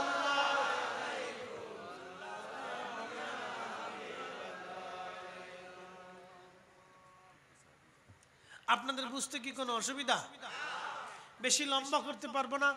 আপনারা জানেন আমাদের দেশে রাজনৈতিক অস্থিরতা আছে, আমাদের তো ঢাকা ব্যাক করার প্রয়োজন, দীর্ঘ পথ। তো আপনাদের দুয়াতেই আমরা ইনশাল্লাহ সহি সালামতে চলি। আল্লাহ দুর্ঘটনা, আপদ বিপদ থেকে আল্লাহ হেফাজতে রাখে। প্রিয় উপস্থিতি, তো বেশি লম্বা করব না, তারপর একবারে কম করব না। শেষ সময়ে আপনাদেরকে আর দু চারটি কথা শোনাই, সারা জীবন মনে রাখবেন। এই বয়ান আমার আগে আজকে আমরা যে 20তম মাহফিলে আমরা উপস্থিত হয়েছি, বাকি 19 বছরে কত আলেম আসছে, আল্লাহু আকবার। কত আলেম কবরে চলে গেছে, কত মুসল্লি কবরে চলে গেছে, কত আয়োজক কমিটির সদস্যরাও কবরে চলে গেছে। বাবা, মাহফিলটা চালু আছে, আজকে সবার জন্য আমরা দোয়া করব। প্রিয় উপস্থিতি, আমাদের জীবনের রসুলের মহাব্বতের কোন দিনের বিষয়টা মঞ্জুর হবে আমরা কেউ জানি না। কোন সময়ের ইবাদতটা আল্লাহর কাছে গ্রহণীয় হবে, মঞ্জুর হবে, আমরা কেউ বলতে পারবো না। এই জন্য কোনো ইবাদতকে ছোট করে দেখতে না। সহিহ বুখারীতে একটা হাদিস আসছে, শোনেন, আমাদের দেশে অনেকে জিলাপিকে ছোট মনে করে। জিলাপি মিলাদ পড়লে অনেকে জিলাপি দেয় না? আপনাদের দেশে কি দেয়? অনেক দেয়, জিলাপি দেয়। আগে আমরা ছোটকালে খেয়েছি বাতাসা, এদিকে বিরিয়ানি দেয়। আমরা ছোটখাটো মিলাদ শরীফ জন মসজিদে ছোটখাটো ভাবে স্বল্প পরিসরে যেটা করে এটা সাধারণত জিলাপি, বা গরিব মানুষ যেটা যারা করায় তারা জিলাপি দিয়ে অল্পতেই তারা সারার চেষ্টা করে। তো যাই হোক, আগে গ্রামে আমাদের অঞ্চলে বাতাসা দিয়ে মিলাদ শরীফ হতো। তো বাতাসা চলে যাওয়ার পরে দানাদার ছিল, দানাদার এই এখন জিলাপি আমিত্তি ছিল, বিভিন্ন কোয়ালিটির মিষ্টান্ন ছিল। তো আল্লাহর হাবিব সহিহ বুখারীতে একটা হাদিস আসছে, নবীজি বলেন, উম্মত রে, তোমরা জাহান্নাম থেকে বাঁচো। আমার দিকে তাকান রে, মুসল্লিদের জ্বালা তো বিরাট বড় জ্বালা রে। এত বড় বড় মুসল্লি সব বসে রয়েছে, মাশাআল্লাহ। আচ্ছা থাক থাক, এই মুসল্লির দরকার আছে, ওরা তারপরে বসে রয়েছে, এটা একটা ভালো গুণ। আপনাদের চট্টগ্রাম এই লেন, সিলেট লেন, দুইটা লেনে আমার কাছে খুব ভালো লাগে। বেশিরভাগ ইয়াং জেনারেশন মাহফিলে বসে থাকে। আর আমাদের উত্তর দক্ষিণে গেলে খালি বুড়া মানুষ বইতে কই সুবহানাল্লাহ কথা কয় না চাইতে। তো কি কইব, 60 বছর ধরে সুবহানাল্লাহ কইতেছে, আর কত কবে? হ্যাঁ, বিরাট বড় জাল। আমি মাঝে মধ্যে বলি, দুঃখ প্রকাশ করে বলি যে আল্লাহ, এত জায়গা আমি যাই, এত মাহফিলে কত যুবকরা মাহফিল করে, মাহফিল সাজা, আর আমার অঞ্চলে খালি বুড়া মানুষ এসে বসে থাকে। যুবক পোলাপান মাহফিলে বসতে চায় না, এটা অনেক বড় কষ্ট। এটা একটা ভালো দিক, এটাকে ছোটকালের শিক্ষা। এই যে বাচ্চারা বসে রয়েছে, আমরা একদিন চলে যাব, ওরা মাহফিল সাজাবে, কথা কোন ঠিক কিনা? তো আল্লাহ রসুল বলে, না আমার উম্মত, তোমরা জাহান্নাম থেকে বাঁচো। কোথা থেকে বাঁচো? হা জোরে বলেন, কোথা থেকে? জাহান্নাম থেকে বাঁচো। অ্যাটেনশন প্লিজ, আমার এই কথাটা মনোযোগের সাথে শুনবেন। তোমরা জাহান্নাম থেকে বাঁচো। ও আমার উম্মত, আল্লাহ রসুল বলতেছেন, আমার উম্মত, তোমরা জাহান্নাম থেকে বাঁচো। তোমরা জাহান্নাম থেকে বাঁচো, বাঁচার চেষ্টা করো। যদিও একটা খেজুর তোমার ভাইকে খাওয়াইয়া হলেও জাহান্নাম থেকে বাঁচার চেষ্টা করো। আল্লাহু আকবার। আল্লাহর নবী একটা খেজুরের টুকরা একজন মুসলমানকে খাওয়ানোর জন্য, খাওয়াইয়া জাহান্নাম থেকে বাঁচার জন্য নবীজি রাস্তা দেখায়। আর আমরা মিলাদ শরীফের পরে মেহমানদের হিসেবে এক টুকরা জিলাপি দিলে আমার দেশের অনেকেই এই টিটকিরি মিডিয়া কয়, তোরা জিলাপির লেগে গেছো মিলাদে? না, জিলাপির লেগে গেছে, ওরে শয়তান কোথাকার। হ্যাঁ, কত বড় নিমখানা, লজ্জা করে এই সমস্ত মুসলমানের কথা বলতে, শরম করা উচিত। আল্লাহ রাসূল বলেন, আমার উম্মত যদি তা না পারো, তাও জাহান্নাম থেকে বাঁচার চেষ্টা করো। তোমার ভাইয়ের সাথে একটু মুস্কি হাসি দিয়ে কথা হলো, আহা, একসাথে বলবেন না আল্লাহু আকবার। কি হাসি, কথা কন না কেন? কি হাসি? মুস্কি হাসি দিয়ে একটু কথা বলে হলো জাহান্নাম থেকে বাঁচার চেষ্টা করো। আরবে তো জিলাপি নেই, খেজুর আছে, সহজলভ্য খেজুর। সারা আরবে আপনি সহজেই খেজুর পাবেন, আর সারা বাংলাদেশে আপনি সহজে জিলাপি পাবেন। কি কথা কন না? সারা আরবে সহজে আপনি কি পাবেন? খেজুর পাবেন। তো আল্লাহ রাসূল মিষ্টান্ন বা সহজলভ্য খাবার হিসেবে খেজুরকে প্রাধান্য দিয়েছে। তো খেজুর খাওয়া হলো জাহান্নাম থেকে তুমি বাঁচার চেষ্টা করো। বাংলাদেশে তো সহজে খেজুর খুঁজে পাবেন না আপনি। তো মানুষ কি করে মিষ্টান্ন হিসেবে, মেহমানদের হিসেবে একটু জিলাপিকে পছন্দ করে নেয়, বেছে নেয়। আর অনেকে টিটকিরি করে, খাদ্য নিয়ে, খাবার নিয়ে, রিজিক নিয়ে টিটকিরি দিবেন না। আপনাকে কোনো ব্যক্তি যদি দাওয়াত করে বাড়িতে নিয়ে আসে, খাবার দিছে, এ শোনেন, খাবার দেওয়ার পরে খাবারে ধরেন ওই ডালি লবণ বেশি হয়ে গেছে, অথবা গরুর গোশ রান্না করছে মরিচ বেশি হয়ে গেছে, অথবা গরুর গোশ রান্না করছে একটু শর্ট পড়ে গেছে, আপনাকে দিছে কিন্তু একটু কম দিছে। তা আমাদের অনেকের একটা বদ অভ্যাস আছে, এই খাবারের সময় রাগারাগি করে শর্টপট করে উঠে চলে যায়। তো খাবার দিবার পারবি না, দাওয়াত দিছিস কে? এই সমালোচনা, আলোচনা, গালিগালাজ করতে করতে চলে যায়। এগুলি করবেন না। বাবাজি একটা কথা মনে রাখবেন, মেহমান যিনি মেজবান তিনি চেষ্টা করে মেহমানকে ভালো কিছু আপ্যায়ন করার জন্য। কথা ঠিক কিনা? খাবার যা সামনে আছে খাইয়া আলহামদুলিল্লাহ করবেন যে আল্লাহ তুমি যথেষ্ট ভালো খাবার খাওয়াইছো। এর চেয়ে তো কত নিম্ন খাবার আমার দেশের কত মানুষ খাইতেছে। আবার অনেকে আছে আজকে রাতে অনেকে খাবারও পাবে না। কথা কর না কে কথা? আজকে রাতে অনেকে খাবারও নসিবে হবে না। তা আল্লাহ আপনাকে দুইটা খাওয়াইছে, এটা শুকরিয়া আদায় করতে হবে। কেউ যদি আপনাকে খাওয়ায় তার কৃতজ্ঞতা আদায় করতে হবে। জাপানে, কোরিয়াতে, চীনে, থাইল্যান্ডে এই এই এই অঞ্চলগুলিতে, ইন্দো প্যাসিফিক অঞ্চলগুলিতে আপনি যদি দেখেন তাহলে দেখবেন যে আপনি যদি কারো উপকার করেন তাহলে ওরা মাথা নিচু করে আপনাকে ধন্যবাদ দেয়। আর আমরা বাংলাদেশে যদি আপনি কারো উপকার করেন তা আপনার আইকেলা বাস দিয়ে দেয়। এজন্য আমাদের দেশের মানুষের কপালের পরিবর্তন হয় না। টাকা যদি একবার হাওলাত নেয় তাহলে আর দিবার মন চায় না। কথা কন না কেন? টাকা চাইতে চাইতে তার ফোনের টাকাও শেষ, পায়ের জুতাও শেষ, মনে যে নিজের টাকা নিয়ে ঘুরতেছে। এগুলি করবেন না, এগুলো অন্যায়। দোকানে বাকি খাইছে আর দিওয়ার নামই নেই, ওই দোকানের সামনে দেওয়ার যায় না। মনে হয় যে ওই বেটা এই 36 বছর ধরে দুশ্মনী লাগাই দিচ্ছে। আপনি বাকি খাইছেন, এখন আপনার উচিত তার দোকান থেকে সদাইপাতি করা, কারণ আপনি সে বিপদের সময় বাকি দিছে, এহসান করছে। এখন আপনার সুখের সময় আপনার তারে এহসান করা উচিত। টাকা যদি পরিশোধ করতে দেরি হয় তা আপনি বলবেন ভাই পরিশোধ করতে দেরি হইতেছে, আমি বাজার সদাই নিচ্ছি, আপনি মন খারাপ করেন না, আমার যখন সুযোগ আসবে আমি আপনাকে দিয়ে দিব। তারপর লোকটার মনে একটা প্রশান্তি আসে, দেখা যায় যে বাকি নিছে ওই দোকানের সামনে দিয়ে আর সে যায় না। এগুলোই না উপস্থিতি, এগুলো আমাদের বুঝতে হবে। আর যৌতুকের টাকা জীবনে নিবেন না। হ্যাঁ ঠিক, এবার কইলেন না বিষয়টা বুঝতেছি না, একসাথে কর। যৌতুকের টাকা নিবেন না, দিবেন না, ডাউট নাই, মনে কিছু নিবেন না। যারা আগে নিছেন তারা মন খারাপ করেন না বাবা, যে হাতে পায়ে ধরে বলতেছি, মন খারাপ করার কিছু নেই। যে ছেলেরা যৌতুক চায় এর সাথে মেয়ের বিয়ে দিবেন না। ঠিক আসতে কইলেন কেন? আপনার দিকে তাকান, মেয়ের বিবাহের ব্যবস্থা কি আপনার হাতে না আল্লাহর হাতে? তার জোড়া কি আমরা সৃষ্টি করছি না আল্লাহ? আমি সৃষ্টি করি না, আল্লাহ করছে। আমার হারের সাথে যার মিল হবে, যারা আল্লাহ যারা পছন্দ করে রাখছে, কবুল করে রাখছে, ও আমার কাছে আসবে।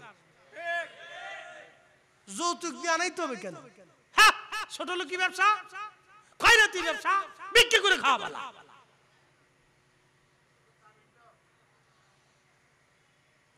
এগুলি কাজ করবে, এগুলি সামাজিক ব্যাধি। সামাজিক ব্যাধি আমাদেরকে অশান্তির ভিতরে নিয়ে গেছে।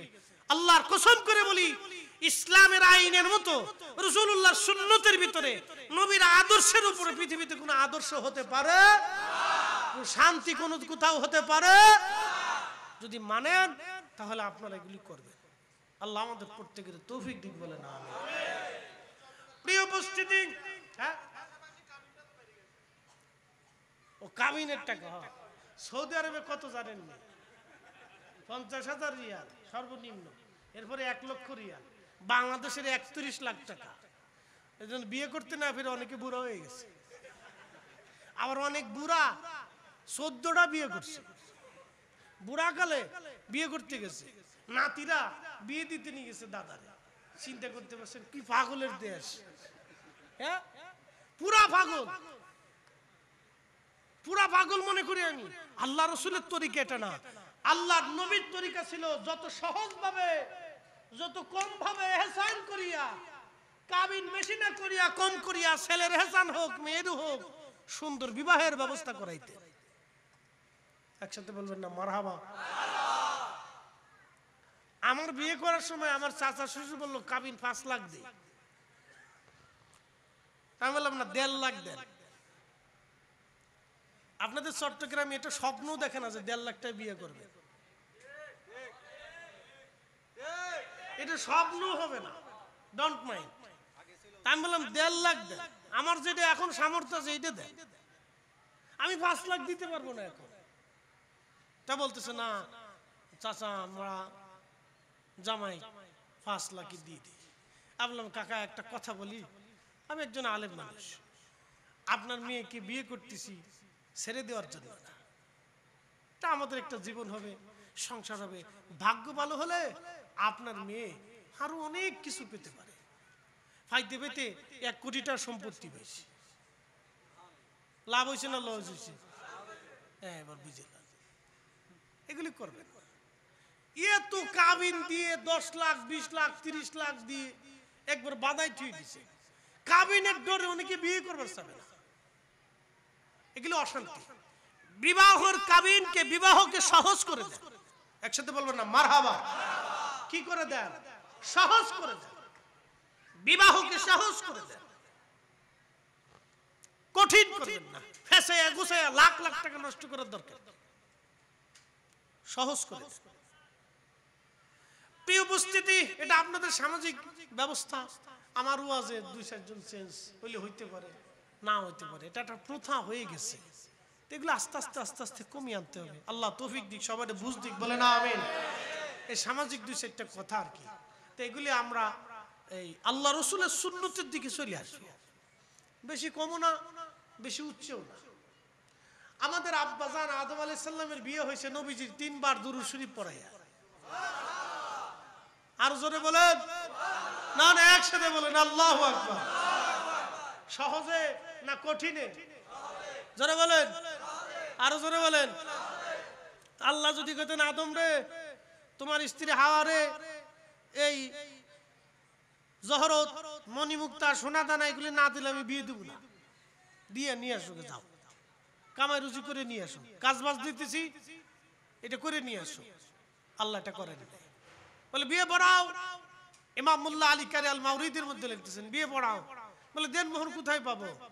আদম আলাইহিস সালামকে আল্লাহ পাক ডাক দিলেন, আদম, জিবরাইল আদমকে বলো আমার আখিরি নবীর উপরে 3 বার মতান্তরে 11 বার দুরূদ শরীফ পড়ে যেন তার বিবিকে মহারানা দিয়ে দেয়। নবী আগে না আদম আগে? কথা কন না কেন? জোরে বলেন না, পক্ষপাতিত্ব নিয়ে আসতেছি না, জোরে বলেন আদম আগে না নবী আগে? আমাদের নবী আগে।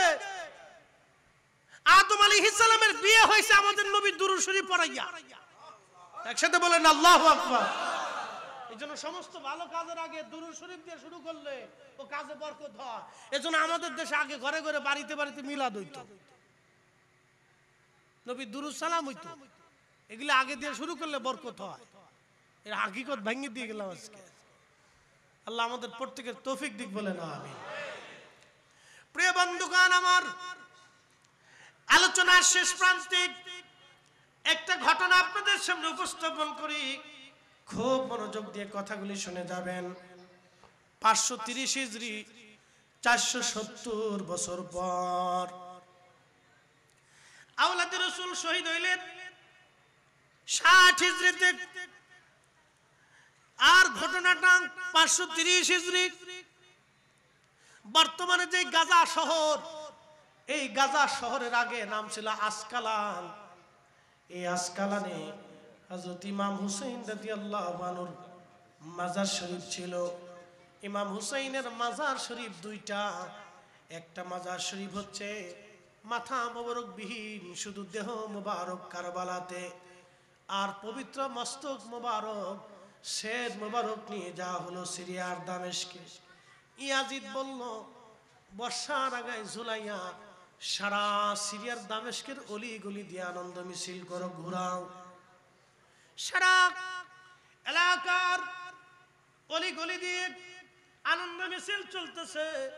সবাই তো আর ইয়াজিদের পক্ষে না, সাধারণ কিছু আশিক রাসূল রাস্তার পাশে দাঁড়ানো, আওলাদে রাসূলকে দেখার জন্য মনে বড় ব্যথা নিয়ে দাঁড়ায় রইছে।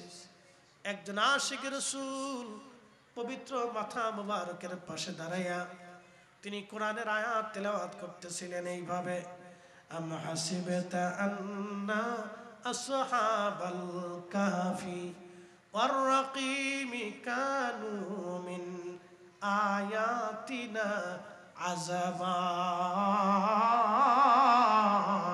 একবার জোরে বলা যাবে কি সুবহানাল্লাহ? আসহাবে কাহফ ও রাকিব ওয়ালাদের নিদর্শন বড় আশ্চর্য নিদর্শন। কোরআনের আয়াতের অর্থ হচ্ছে এটা।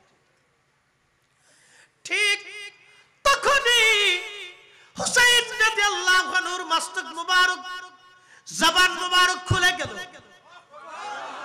না না, আর জোরে বলেন আল্লাহু আকবার। তখন তিনি বলতে লাগলেন, আযাবু আসহাবুল কাহফি ওয়ার রাকিবি কানু মিন আযাবু আসহাবুল কাহফি কাতলি হামলি আযাবু আসহাবুল কাহফি মিন কাতলি ওয়া হামলি, আমাকে বহন করা, আমাকে হত্যা করা আসহাবে কাহফ থেকে কি কোন অংশে কম আশ্চর্যজনক? তোমরা আমাকে এইভাবে হত্যা করলে, বর্ষার আগে বিদায়া আমাকে তোমরা অপমান অপদস্থ করতেছো। তখন তিনি পবিত্র মস্তক মুবারকে, কপাল মুবারকে চুমো লাগাইলেন। মাথা মুবারক নিয়ে যা হলো বর্তমান গাজা, ফিলিস্তিনের আসকালান শহর, চন্দনাই সেনা মুসলমান, আসকালান শহরে নিয়ে যাওয়ার পরে ওইখানে দাফন করা হলো। 530 তিনি চিন্তা করলেন হুসাইন রাদিয়াল্লাহু আনহু সুলতানে কারবালার মাজার শরীফ ওইখানে থাকবে, ওনার পবিত্র শের মোবারক, মাথা মোবারক ওই আসকালানে থাকবে, খ্রিস্টানদের অধীনে এটা হতে পারে না, নিয়ে আসা লাগবে আমাকে। তিনি খ্রিস্টান প্রধানকে প্রস্তাব দিলেন, তুমি ওই আসকালান থেকে আমরা শের মোবারক নিয়ে যাব আমাদের সাইয়েদের সুলতানে কারবালা হুসাইন রাদিয়াল্লাহু আনহুর শের আমরা নিয়ে যাব। ওরা প্রস্তাব দিল, শের নিয়ে যাও, আমরা খ্রিস্টানদের কোনো আপত্তি নাই, কিন্তু শের মোবারক নিতে হলে আমাদেরকে অর্থ দিতে হবে। বলে কত টাকা লাগবে? বলে 30,000 স্বর্ণ মুদ্রা দিতে হবে। মিশরের রাষ্ট্রপ্রধান, মিশরের যিনি বাদশা ছিলেন, তিনি বললেন, হ্যাঁ আমি 30,000 স্বর্ণ মুদ্রা তোমাদের দিয়ে দিব, তারপর পবিত্র শের মোবারক আমাকে নিয়ে আসতে হবে। এই জন্য সুলতানে কারবালা শের মোবারক নিয়ে আসা এটা আমার জন্য বিরাট বড় ভাগ্যের ব্যাপার। উনি 30,000 স্বর্ণ মুদ্রা দিয়ে দিলেন। শের মোবারক আনতে রওনা হয়ে গেলেন, নিজে রওনা, উলামা ইকরাম নিয়ে সৈন্য সামন্ত নিয়ে গেলেন। আওলাদে রাসূলের পবিত্র রওজা মোবারক দেখার সঙ্গে সঙ্গে সবাই পায়ের জুতা খুলে ফেললেন। সুবহানাল্লাহ বলা যাবে? পায়ের জুতা খুলে ফেললেন সবাই। পায়ের জুতা খুলিয়া খালি পায়ে, নগ্ন পায়ে তারা সবাই গেলেন মাজার শরীফে, যাইয়া মাটি সরাইলেন। মাটি সরাইয়া যখন তিনারা পবিত্র মস্তক উঠাইলেন, 470 বছর আগে যেইভাবে দাফন করা হয়েছিল, 470 বছর পরে চুল মোবারক ওই রকমই আছে, চক্ষু মোবারকের পরিবর্তন নাই, চেহারা মোবারক নূরানি সেভাবে আছে, ঠোঁট মোবারক নষ্ট হয়ে যায় নাই, আর ঠোঁট মোবারকের মলিনতা আসে নাই, রক্ত তখনও তাজা, চুল মোবারক তখনও তাজা, চেহারা তখনও তাজা। আমার হুসাইন তখনও জিন্দা, জিন্দা, এখনো জিন্দা, জিন্দা, জিন্দা। চিৎকার মেরে জোরে বলেন আল্লাহু আকবার।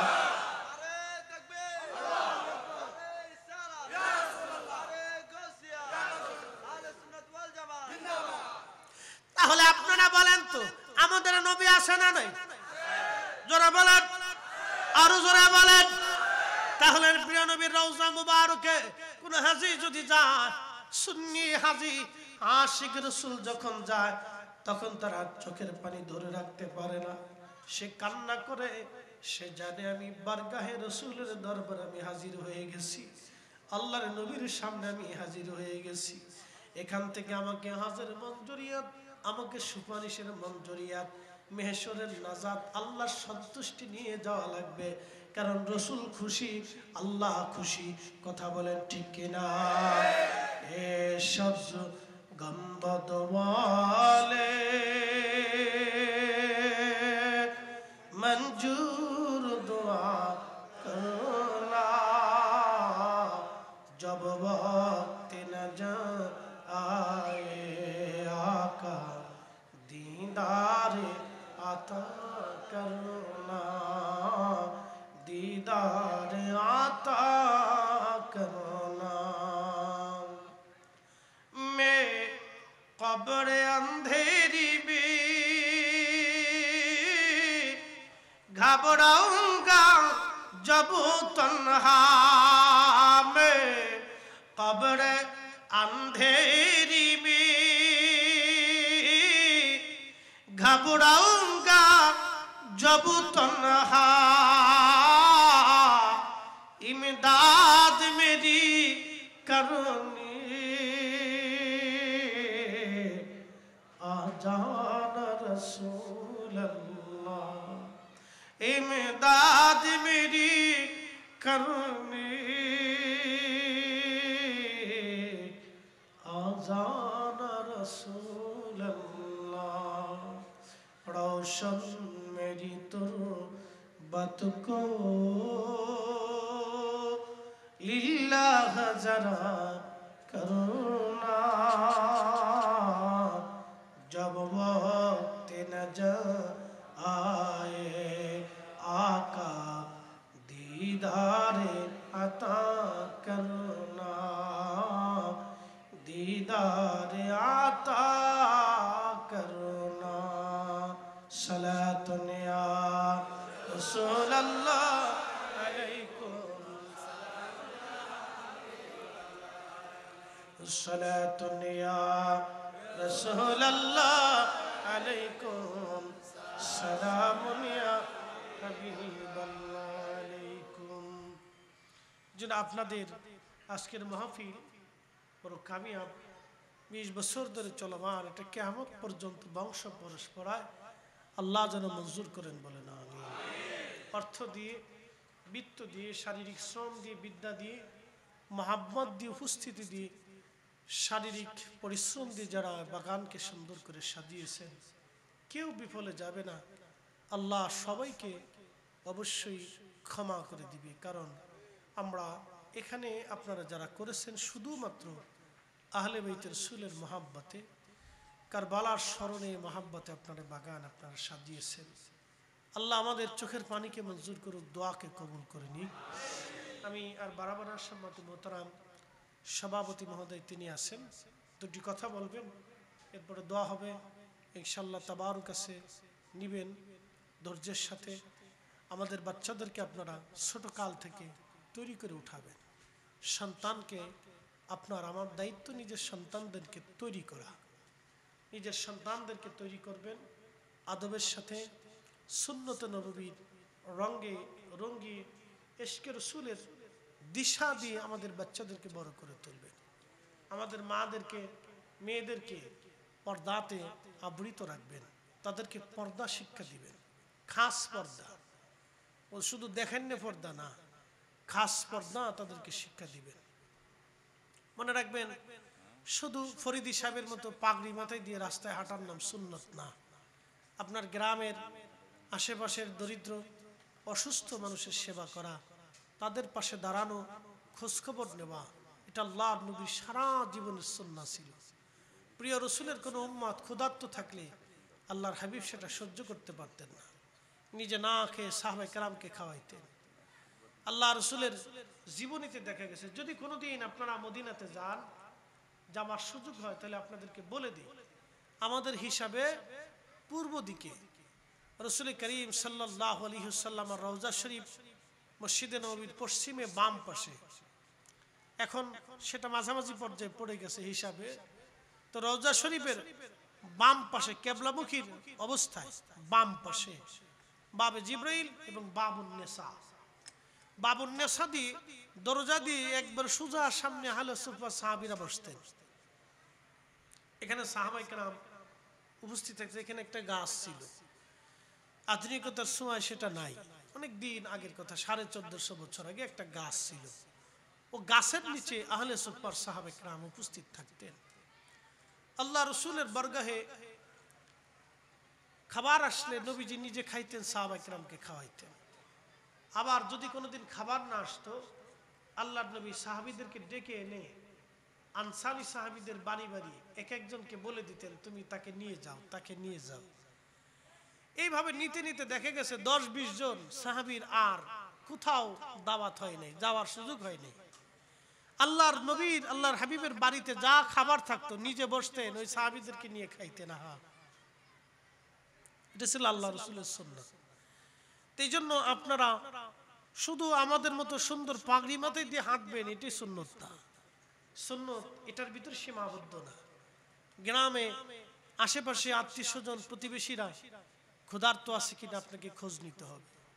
ঈদের কাপড় কিনতে পারলো কিনা খোঁজ নিতে হবে। হিন্দু হোক অসুবিধা নেই, যদি হিন্দু হয় আপনার প্রতিবেশী, তার ঘরে খাবার আছে কিনা খোঁজ নিতে হবে। যদি খাবার না থাকে আপনার ঘর থেকে তার বাড়ি খাবার পৌঁছাই দিতে হবে। মনে রাখবেন এগুলি। যদি অসুস্থ হয় তাকে সেবা করতে হবে, চিকিৎসা দিতে হবে। অন্য ধর্মের হলো আপনি তাকে সেবা করবেন, এটা আল্লাহ রাসূলের সুন্নাত ছিল, এটার নাম ইসলাম। এগুলি আপনারা করবেন। এগুলি করলে সামাজিক সম্প্রীতি, বন্ধন, মহাব্বত সৃষ্টি হয়। আল্লাহর নবী বলতেন, উম্মত রে তোমার তরকারির ভিতরে ঝোল বাড়াও। ঝোল তো চিনছেন, ঝোল বাড়াও। সাহাবে কিরাম বলেন, ইয়া রাসূলুল্লাহ, ঝোল কেন বাড়াবো? নবী বলতেন, ঝোল এই জন্য বাড়াও যাতে তোমার প্রতিবেশীরা তোমার তরকারিতে অংশগ্রহণ করতে পারে। একসাথে বলা যাবে না সুবহানাল্লাহ? এই জন্য নিজেরা শুধু খাবেন না, প্রতিবেশীদেরকে খোঁজ খবর নেবেন। যদি প্রতিবেশী দরিদ্র হয়, অভাবী থাকে, দিনা থাকে, ঋণযুক্ত থাকে, তাহলে তার খোঁজ খবর নেবেন। সবাই ভালো খায় তা কিন্তু না। আপনি ভালো খাবেন, আপনার প্রতিবেশী ক্ষুধার্ত থাকবে, তাহলে আপনার ইবাদত মঞ্জুরিয়ত হবে না। এই আমলগুলি আপনারা দেখবেন। এটা আল্লাহর হাবিবের সারা জীবনের সুন্নাত, খুলাফায়ে রাশিদিনের সারা জীবনের সুন্নাত ছিল এটা। তারা ঘুমানোর আগে খোঁজ খবর নিয়ে ঘুমাইতেন। একসাথে বলা যাবে না মারহাবা? এগুলো করবেন। আল্লাহ আমাদের প্রত্যেকের তৌফিক দিক, বলেন আমিন। দূরের রাস্তা আমাদের চলে যেতে হবে, দোয়া করবেন যে আল্লাহ সহি সালামতে নিয়ে যায়। আর আমাদের দেশের পরিবেশ যাতে আল্লাহ ভালো করে দেয়, আমরা দোয়া করবো। এই মাটির নিচে কত অলিরা ঘুমানো, আল্লাহু আকবার। এই মাটির নিচে কত আবদাল ঘুমিয়ে আছে, কত অলি, কত মজ্জুব, কত কুতুব এই মাটির নিচে ঘুমিয়ে আছে। কত মজ্জুবের কবর মাটির নিচে আছে, আমরা অনেকে জানিও না। কত মজ্জুব আছে মাটির নিচে আমরা জানি না। কোন গুরুস্থানে কোন মজ্জুবের কবর আছে আমরা জানি না। তো কত মজ্জুব, কত কুতুব, কত আবদাল এই মাটির নিচে ঘুমায় রয়েছে। আল্লাহ তাদের উসিলায় যেন আমাদের দেশটাকে সমৃদ্ধশালী করে দেয়। সকলে বলে না আমিন।